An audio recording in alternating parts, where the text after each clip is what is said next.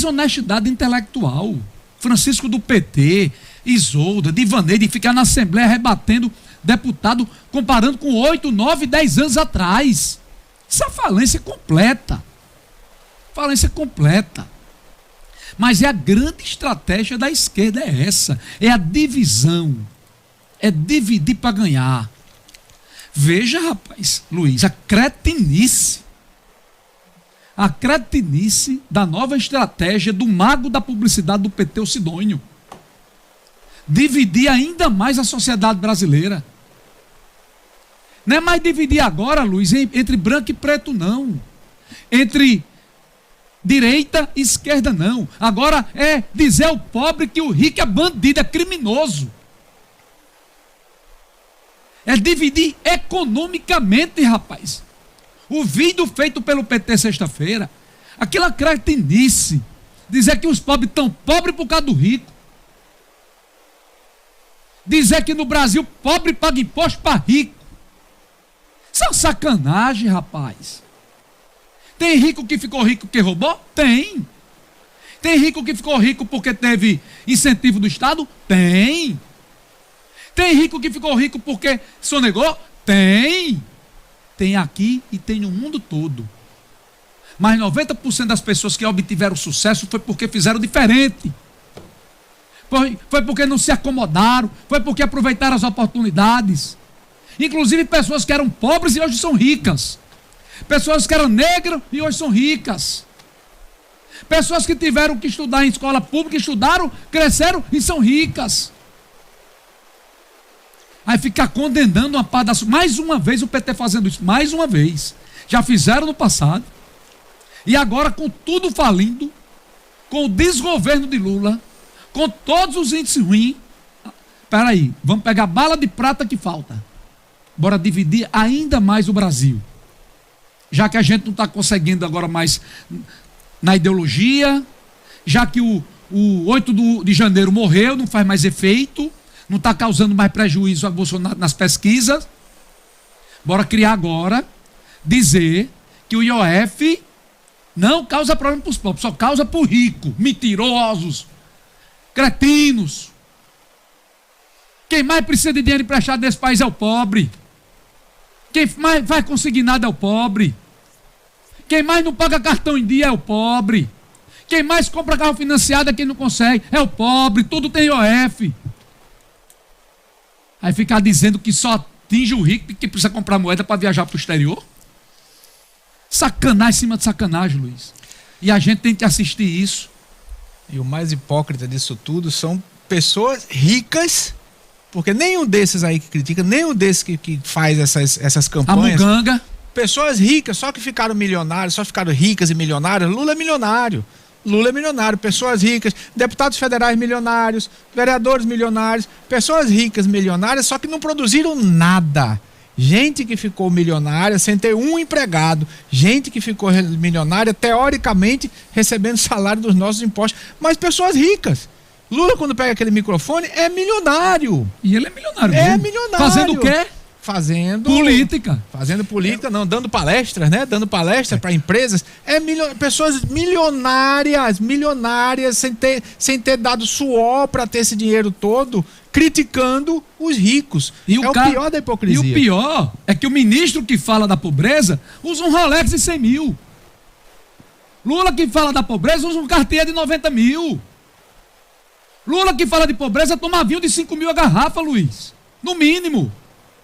Lula que fala de pobreza, Luiz, usa gravata Hermès, que custa 500 euros. Só quer hotel 5 estrelas. Lula que fala da pobreza, Luiz, usa sapato Ferragamo. E o que é que Lula produz?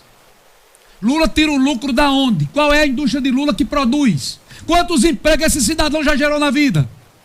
Quantos? Um cara que não pega um avião de carreira, Luiz, há 20 anos. Só viaja de jatinho, ou público ou emprestado. Alguém empresta um jatinho com um político de graça, Luiz? Não. Ele tem interesse na frente, não tem não? Aí esse cidadão fica dando lição de moral pros pobres, rapaz. Dividindo. Onde é que Lula janta no privado? Quem é que Lula janta no privado? É alguém do PT ou é empresário e lobista? Fátima, para jantar com Lula, precisa de pedir quantas vezes? Fátima, tu já jantou no Palácio do Planalto alguma vez com Lula? Tu já foi convidada, Fátima? Diz a verdade. Ou vai em reunião política, com vários políticos, ou vai em evento político. Eu quero saber se ela já foi, pelo menos com um churrasco na Grande do Torto. E é pobre ou é rica, hein? Entendeu? Eu queria só falar aqui, vocês estão falando da campanha do PT, essa campanha... Aliás, só para finalizar para você, a taxação BBB. O presidente da Câmara perdeu a paciência e externou hoje de manhã a crise generalizada. Fez um vídeo muito... Hugo Mota gravou um vídeo... Muito forte. Certo? Dizendo que quem alimenta o nós contra eles acaba governando contra todos. Para quem ele disse isso? Para Lula. Para o governo do PT. Que desde a semana passada abriu a guerra contra o parlamento, contra o Senado e contra a Câmara, porque não fez o dever de casa. O vídeo publicado hoje pela manhã dá conta de que depois da polarização política, tem gente que agora vai alimentar a polarização social, disse, com suas palavras, o deputado Hugo Mota. Ele lembrou que a derrota que o governo federal recebeu na semana passada foi de 383 votos, uma maioria esmagadora, e que disse que no mesmo dia os congressistas votaram para vender o excedente do petróleo sem aumentar. Esse excedente, autorização, pode levar a uma arrecadação de 15 a 20 bilhões sem aumentar impostos. Votaram crédito consignado privado, votaram a isenção de 2 salários mínimos, votaram uma concessão de 15 bi para programas de habitação. Ele disse que foi toda a votação daquele dia na semana passada. Sobre o nós contra eles, é preciso lembrar, você que está em casa, que a atual gestão do Brasil, nos primeiros 5 meses de 2025, arrecadou 1,2 trilhões de reais. Isso significa 3,95% a mais do que o mesmo período do ano passado, ou seja, entre janeiro e maio do ano passado, nós já aumentamos o relativo que foi, arrecadado pelo governo se compararmos com o ano passado. A taxação que o PT, através da sua propaganda, coordenada pelo ministro Sidônio, diz é a taxação BBB, bilionários, bancos e bets. Eu tenho sempre o cuidado desse discurso, porque o Partido dos Trabalhadores foi o grande líder desse discurso anos atrás, quando elegeu o presidente Lula pela primeira vez. Isso é uma estratégia política, marqueteira, que de fato alimentou nós contra eles, que depois foi retroalimentado pelo bolsonarismo e agora traz a polarização social. Você que está na ponta, você que não sabe nem o que é essa taxa de IOF, você que simplesmente acorda às 5 da manhã, dorme às 22 horas, trabalha feito um maluco, você que é comerciante, você que é sócio do governo federal e dos governos que só arrecadam mais.